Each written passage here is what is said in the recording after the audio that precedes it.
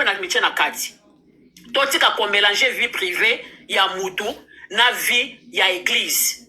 Maman est donc tu rabanda ko na biso boy makamu to sala ka boye biango te. Est-ce que ebi combien de bandimba na kati église? Tout ce qui plus de 100, plus de 200. Est-ce que 200 yo c'est makamu to sala ka maman est? Vraiment? Oui makamu to sala ka te. Ezamne po basongi songi baza na kati ya église o ba memelaka ba pasteur makambo ezole kana libanda ba église ba pasteur baza ko vérifier te ba ye biso ke mutu kingana sali eloko songolo pakala ozui décision o bengana na église ba bengana ka mutu na église te bible ya lolengo yo bozaleli c'est Dieu qui change. Et puis délivrance c'est un processus c'était maman essai mutu yemo ko za décision parce que le Saint-Esprit est là. Quand tu as le Saint-Esprit en toi tu dois changer tout.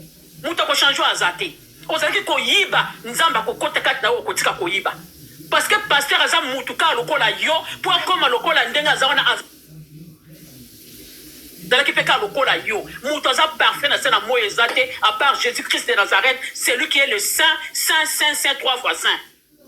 Pour makambo to sala la kata wanda kuna biso na molili mutu ayeba kango azate mama ese soki mutu abetelo lisolo te okoyeba ka pango te mais to la mukana na tongo to tie maquillage to tie ba manzaka to ke église ko sambela to comme na église banda 8h à tongo ti 16h to zo bimate to zo na ndako journée kufi tu peux rien faire. Bien aimé mama ese na zama kambo ebela koloba joujou problème c'est quoi ya église ya Congo ezani Ato yebi makamama eso koki kolobate parce que influence ça ma casse. Tu ne peux pas parler. Merci. Soko lobi balandeli yo. C'est pourquoi. Oui, parce que comme akendaka Congo ko dévoiler nyos touté. Parce que akendaka Congo ba ko sala ye mabe. Pasteur azanzambete azamutu lokola biso nyos tout. Donc il a accepté Seigneur Jésus-Christ comme Seigneur et Sauveur, Bismeton Dimin Zambe comme Seigneur et Sauveur. Oya lobi tueur yo moko na kota na ba détail te bandimbi ya ba kwiti ba fanatisme ya buzoba. Bazo mene bino video mama ese ba beta ba dépression na ba église likoloka ba église. Mutu aye koluka nzambe bozo benga naye. Po eloni bocha na kata motema naye. Eloni bocha na kata moral naye. Po beta ba dépression. Joujou bon makambo ebele. Moutoza parfait azate mama ese. Biso sto priaka no one personne n'est parfait. Moutoza parfait azate. Mama ese makambo église nga pesa nga passe na motema mapa nga naza victime et puis na yebi loko ni nazoloba. Ba ko bet so ba dépression mama ese ko zango na idete. Et pourtant quand ko luka kimia na église. Il faut pas mélanger vie privée na vie à ba église pour muta benga ka mutu na église azate. Maman, je suis désolé. Moi, je m'en fous parce que l'église, c'est ton cœur. Sala et lo konzamba lingyo sala. Ozo que l'église, makamozo changer, tu vois que l'église jalousie, monter ma bé, bondoki, moke na l'église matin, midi, soir, du lundi à dimanche, pendant janvier, décembre, mais tu ne changes pas. Ça, c'est quel genre yamoud? Processus, c'est zawana, maman, et c'est quand tu veux changer, on peut changer le Saint-Esprit pour tout le monde. Moutou soit andimeli nzambe comme moi, andimeli Yesu Masia comme Seigneur et Sauveur. Il faut changer. Même la Bible nous dit, il faut qu'il y ait une différence pour ceux qui servent Dieu et ceux qui ne servent pas Dieu. Parce que vous en avez mon côté. Mais tu ne sers Dieu, aux autres changer. Maman, il s'en a comme bella comme église, na révoltant, na zamwa na nzambe na Bible, na motema na je suis un enfant de Dieu na ndimela nzambe, na zo ba baptême na nzambe. Et puis pour na kata na baninga musuma loba. Comment ba baptiser joujou bio tant on a ba délivrer comme il faut. Tu peux pas passer na baptême tant tu vas délivrer yote. Non, processus c'est athée. Tu ne peux pas baptiser quelqu'un. Non, maman essaie. Tu ne peux pas baptiser quelqu'un tant aussi dans le processus ou tant on a nos mots, on a commis de nouveautés pour baptiser. Vous baptisez sur base de quoi? Moutoye na kata mikumba na ye aza deux fois. Nanu bosisi processus na ye te soit déjà processus. Bosilis na noté. Délivrance na de silité. Bon l'élection la baptême sur base de quoi? Non, maman essaie. Ezalo na exemple dans quoi tinga na yibaka. Koyiba na ke ko lukelongi nzambe na datika moyibi parce que za mabe il faut bon landelanga tina ko bon mo peke na tiki moyibi ndebo ko tinga na kata mai pona suku wa masiku bien na ko muto asika sukoli yo potika moyibi te nonsense so ba Nigérien balobaka nonsense maman ese tu ne peux pas baptiser quelqu'un tant que a changé makambo elle qui n'existe et puis les deux maman ese processus ou on a sur base d'abord processus examine parce que c'est un mot français, ils ont la français. Processus ces années. processus ces années. Donc nga na ye na yibaka na na tiki moyibi te bo baptiser ngai. Eza po na koma moyibi fois 10 ou bien pour na tika moyibi. Parce que na tika na moyibi te. Ozo mona mama esi. Et puis tout le ba token ne pas. Toi ceux qui 1 million ceux qui 100 na kata église. Est-ce que balandela kabatu nyos ba na kata église on a 100? Maman. Na kata église. Maman esi, il y a des choses parce que nous la banda ko so comme tout ça la banda ko so ba ye bien voté. Kaka ba songi ya ba église ba kena ko funda ba na kata ba église passer à vérifier te awali ko benga ba église. C'est écrit on a na verset nini na Bible il faut chasser les gens à l'église. Et puis les muka ya wana muka ezana chiluba. Muka eza lingwanda. Ola ta lingwanda na c'est donc maman esi. Vraiment en tout cas na kiti. Ozonga, mama soki bamondeli ngai ozongi. Soki ngo mfuka nga mpa ndima walesa ozongi mama nanga pardon. Soki mfuki nga omati. Hey! Noko fungula miko mama, papa fungula miko. Ba mama sa fungula miko. Eh maman. Merci, bonsoir. Bonsoir maman. Nanga pesa kwenda avina ngaya. C'est jour. Elo aliboso eza nano. Elo kelo bisa bato mingi za fanatisme. Eza fanatisme. Ba chrétien lelo, baza so ba chrétien to ba olanda Jésus-Christ était, baza ba chrétien, baza olanda ne ba pasteur. C'est ça. C'est pas bien. Finga na oye. Acte ya kobengana bato na église. Eza donc eza même pas na sens. Ndoki kutu oyo azo combattre l'église babengana raete pour musala na yo comme pasteur oza berger de l'église. Nzamba pesi ba brebis po okamba bango. Soki brebis moko alongwe na nzela, okoki te olongola yo bengani non. Faut préoccupation auto souci na yo faut ezana na oyo alongwe na nzela pour Jésus aza exemple ya makambo na oloba. Moko oyo akendaki ase préoccupaki ba batikali te mais aluki na kende kolanda oyo akendaki. Jésus ayaki pona bato masumu, c'est ça. Au bato bazolo bo non l'église a sévère ce qui terme wana bazo utiliser so na chelu baso ni na comprendre. Mukanya. So mukanya a sévère ce ko za na moto tout ça. Yango mama uchi ko luba ba membre nyonso baza na église wana. Pasteur ayebi ba conduite na bango. C'est ça. Donc so mutu moko ba matisi liboso ba tandi masumu na ye ba benganye wana te mutu masumu bango ba beti maboko ba benganye oh nyonso batikali wana bato malamu non. Ils ont bon moté, bon même église na culture, t'es bon même église selon la parole de Dieu. Hein? Tout le monde a fanatisme, mais c'est là qu'il y a le.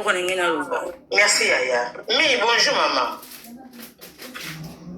Bonjour ya fungula miko maman. Mi fungula miko nana kata live te bandeko. Milo. Allô maman. Yes. Bonjour Batunyan son panel. Bonjour Yaya. Bonjour Baka Aboye. Bomoni ba pasteur ba congolais ponga naza na Angleterre hein. OK. Natala naza tout autour ba nigérien.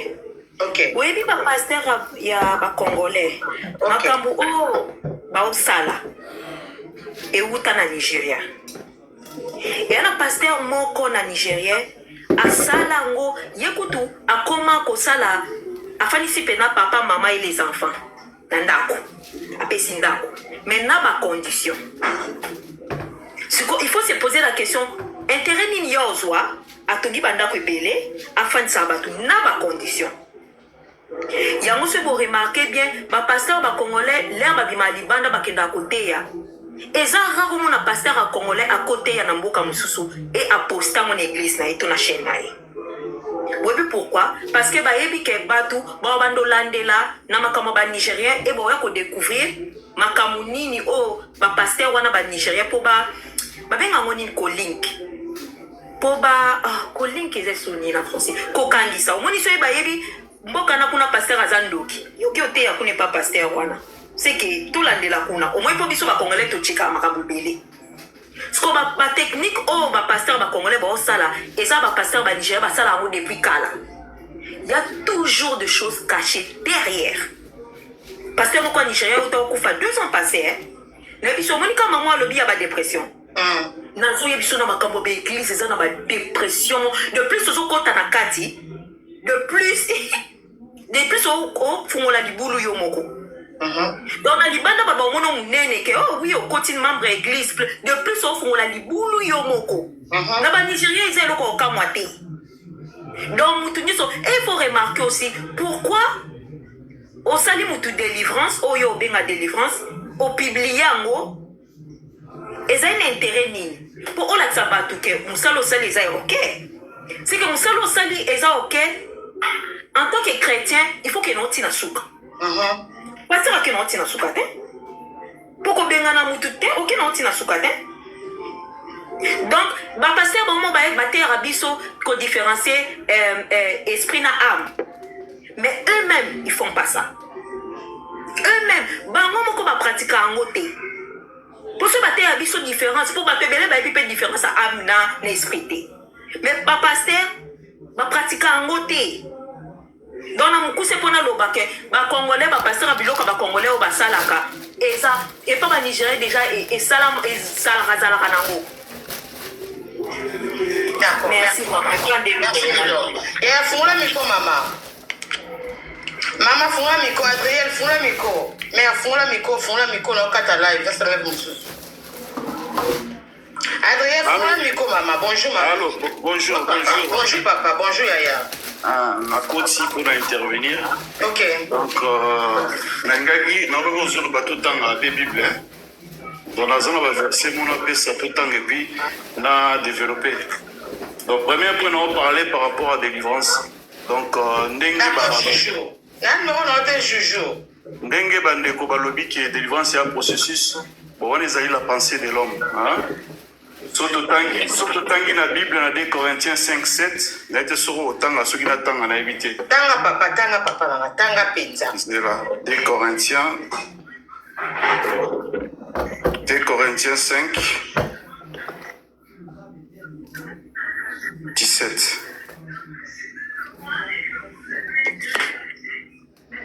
Pardon, réseau.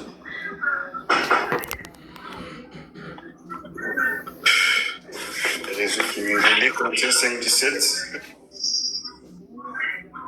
La Bible dit ceci. Ainsi, si quelqu'un est uni en Christ, il appartient à une nouvelle création. Donc, tu as 8 secondes pour te comprendre bien. Version 8 secondes. 17. La Bible dit, si quelqu'un est en Christ, il est devenu une nouvelle créature. Les choses anciennes sont passées, voici toutes choses sont devenues nouvelles. Je vais combien dans la TikTok nangaï. OK. Hollandi maman. Si quelqu'un est en Christ, il est devenu une nouvelle créature. Les choses anciennes sont passées. Et cela veut dire que si quand tu reçois Jésus-Christ tout de suite, tu deviens une nouvelle créature. Les choses anciennes passent. Il n'y a pas de processus parce que tu viens de le recevoir. Après le processus, et comme selon, comment on appelle ça, penser à l'homme, enseignement à tout ça là. On va salir l'église, c'est l'enseignement qui voilà. Bon, total, il y a ceux qui viennent changer, toi changer. Donc, alors, beaucoup de moi doute parce que total, la souka changer, toi changer. Alors pourquoi Makambo est commis à niveau parce que c'était en fait église, il y a pasteur Walesa que je respecte et Bandaï Koluka gloire il y a Moutou et non gloire à Christ. Pourquoi? Parce que Jojo, bon voilà, on a été sauté au début. Azam Moutou déjà pas bien à les réseaux sociaux. Ça dit qu'au bon mon anaye et vous avez la gloire il y a église il y a Walesa et vous avez la gloire il y a pasteur Walesa. Il y a mon moni ba commis à niveau. Ce qui est la gloire il y a Christ. Pasteur Walesa n'a rien à foutre après na vie à Jojo. Quand Jojo vient dire que je reçois Jésus-Christ, il devient une nouvelle créature et le reste c'est le travail du Saint-Esprit. Ce que pasteur peut faire, il va commencer à prier pour Jojo. Il va vraiment consacrer la prière pour Jojo pour à mon abena joie naïe et comme parfaite. Mais le coup de l'église c'est comme la gloire et abattu. Il y a mon moni et comme à niveau et comme liwana. Et puis j'ai dans ce moi bémol mo awa. Na benzamba la la kana l'église te. Nzamba za la kana l'église te. Nzambe biso batu na ressemble na to me maranzambe l'église. Dieu habite dans le cœur. Dans la Bible nous dit Jésus-Christ a koufaki rideau bandeko séparé lié saint lié très saint et panzanaki. Il y a plus de lieu très saint. Donc ça veut dire que le Christ il vit dans le cœur. Donc là son église na ya na zoranzambe na nga na otambola na tambola partout. Ça veut dire que c'est mon Dieu, mon Père na kindarane partout. Et to uta en église na ensemble. C'est là où tu es dans Zambé, à Zakati Nabiso. Mais tu penses à une église où on a un bâtiment simple. C'est comme un frère qui a dit au début, bâtiment dans la Simabro comme ça, on peut boîte.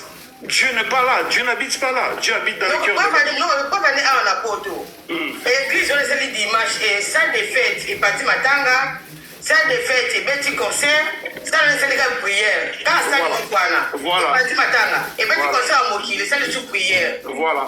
Merci. Donc, en fait, c'est ça, c'est ça. Et deuxième point, na point ya ko chasser frère l'église, ko benga na frère l'église, et ça peut biblique. Na quand pesa biblique autant en wezali na Matthieu 18, 16 à 18.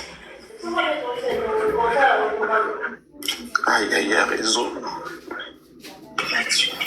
Matthieu 18, 16 à 18.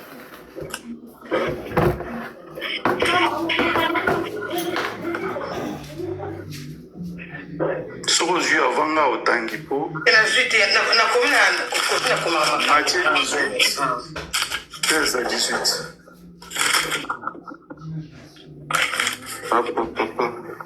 Voilà, Natangia. D'accord. Si ton frère a péché, va et reprends-le entre toi et lui seul. S'il t'écoute, tu as gagné ton affaire. Mais s'il ne t'écoute pas, prends avec toi une ou deux personnes afin que toute l'affaire se règle sur la déclaration de 2 ou de 3 témoins. S'il refuse de les écouter, dis-les à l'église. Et s'il refuse aussi d'écouter l'église, qu'il soit pour toi comme un païen et un publicain. Donc ça veut dire, ceux qui ne connaissent pas ou reprocher yomoka yokite, aux yeux frères non musuboke vous reprocher, ceux qui yokite, bon même une église peut reprocher. Ceux qui l'église peut considérer comme païen, ça veut dire bon excommunier. Donc dans ces cas, ils ont droit, si vraiment bah, ça y est processus koyo, ils ont droit de l'excommunier. Parce que non, entre frères, pour nous, tu es un païen, donc tu ne peux pas rester avec nous. Voilà, bazana droit. Mais bah, privé, joujou, vie éternelle, tu vas privé, peut saluter. Joujou, si réellement il a reçu Jésus-Christ comme son Seigneur et son Sauveur, ça dit que même à Talomon, l'église à Walesa, il demeure le frère en Christ. Ouais. Il demeure le frère en Christ, c'est pas un problème, c'est un faux problème. Mais le problème qui est caché, s'il y a une vérité qui est cachée, est-ce que Joujou va utiliser qui est pour la succès à l'église ou pas? C'est là où peut-être les Joujou pour moi non méchant, vous m'avez utilisé pour la succès à l'église Nabino, et après vous avez succès na Combo Nanga pour vous rejeter là. Voilà un peu. Donc dans ce sens-là, après la Bible nous dit dans Osée 4 et 6, mon peuple, il périt parce qu'il manque la connaissance. Aujourd'hui, les enfants de Dieu sont détruits par des pasteurs. Entre guillemets, tout, je mets tout dans le même lot. Ouais. Parce que les gens, ils croient que les gens, ils adorent maintenant le pasteur. Merci. Dieu n'est plus là. Dieu n'est plus là. Merci. Dieu n'est plus là. Laisse-moi vous dire que Dieu n'est plus là. Quand tu reçois Jésus-Christ, c'est lui le maître. C'est Jésus qui doit régner. Ce n'est pas un homme. Quand on utilise... Merci, quand on utilise le nom de Walesa, vous êtes des idolâtres. Ouais. Passez à Walesa, il finira par mourir. Jésus-Christ va rester. Amen. Donc on peut ceux qui passent à Walesa Salimbeba. Si les gens les critiquent, c'est normal, Jésus-Christ a été critiqué. Merci. Jésus a été critiqué. C'est pas vous de venir prendre part, papa Zalaraboué, non. Mais quelque part dans cette histoire, l'église de Walès, ils ont raison, ils ont droit d'excommunier Joujou s'ils ne le respectent pas. Mais arrêtez de dire que délivrance c'est un processus. Jésus, quand il est arrivé devant le piscine de Bethséda, il y avait un homme malade qui était couché par terre. Et il n'avait personne. Qu'est-ce que Jésus a dit? Il a dit, prends ton lit, lève-toi et marche. C'était instantané, lève-toi, marche. C'était pas un processus, va d'abord à la maison, bois de l'eau. Non, ça c'est l'homme. Ça c'est l'organisation de l'homme qui a créé tout ça. Ce n'est pas Dieu. Dieu a dit, à mon nom, vous chasserez les démons. Au nom de Jésus, tu chasses les démons. Il n'y a pas de processus. Je n'ai pas à discuter avec les démons pour dire que non, bon écoute, mais non, j'ai dit au nom de Jésus-Christ, parle. Le reste, c'est le travail du Saint-Esprit. C'est le travail du Saint-Esprit. On doit avoir le Saint-Esprit en nous. Il y a des péchés qui sont mortels, bien sûr. Joujou, si vraiment il se répand, il verra Jésus-Christ. Mais s'il ne se répand pas, il ne verra pas Dieu. Et ça, moi, je ne peux pas dire qu'il est converti ou pas. Parce qu'il y a des hommes convertis de frères bien, mais ils ont des fiancés, bah ça va peu coco. Et après, bah balani. Est-ce que tu vois ça? Asa sincère na moi sinaye, tout le monde, sur total, il va te belé, va couple belé, balana sur 100%, va couple balana. Au moins à 60%, va banana, va vivre dans la copine, va moitié, va comme la libala. Bien sûr. C'est pas quelque chose de méchant, on va les détruire. Non.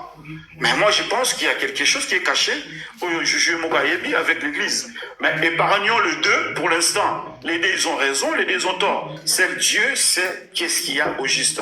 Donc moi, je soutiens Walesa, dans le sens que si vraiment, je respecter le processus au Totangi à Matthieu 18, que frère, depuis le frère n'a pas voulu, là, ils ont droit. Mais s'ils n'ont pas fait le processus et que gloire na bango, et que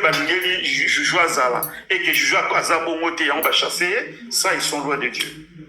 En tout cas, après maman, je suis disponible sur la question, sur la verset, je suis disponible, je suis là. D'accord, donc reste dans le panel, s'il vous plaît. Maman, tu as tout dit, merci beaucoup. Tu peux rester dans le panel aussi, besoin, tu peux intervenir encore. Merci, okay. Maman, merci. Merci, papa. Congo Ini, bonjour, bonsoir, maman. Bonjour, bonsoir, maman. Bonsoir, Yaya. Bonsoir, maman.